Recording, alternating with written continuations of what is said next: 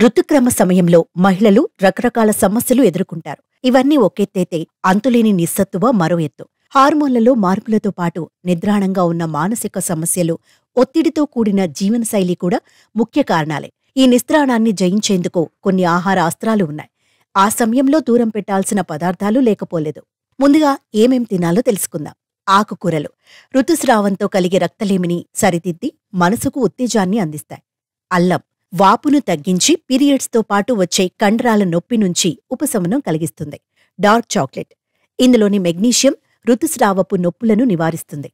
ఒంట్లోని సానుకూలమైన హార్మోన్లకు ప్రేరకంగా నిలుస్తుంది. నారింజ విటమిన్ సి పుష్కలంగా ఉండే నారింజ లాంటి పండ్లు రోగనిరోధక శక్తిని ఇస్తాయి. ఐరన్ శాతాన్ని పెంచి శారీరక, మానసిక ఆరోగ్యాన్ని కలిగిస్తాయి. అరటిపండ్లు వీటికి రక్తపోటును నియంత్రించడంతో పాటుగా ఒత్తిడి నుంచి ఉపశమనం కలిగించే సత్తువ కూడా ఉంది. ఇప్పుడు ఏం తినకూడదో తెలుసుకుందాం. కెఫిన్ దీంతో మానసిక అలజడి పెరగడమే కాకుండా ఋతుస్రావం మీద నేరుగా ప్రతికూల ప్రభావం పడుతుంది. జంక్ ఫుడ్ కొవ్వు అధికంగా ఉండే ఈ ఆహారంతో ఋతుస్రావపు నొప్పి అధికమవుతుంది.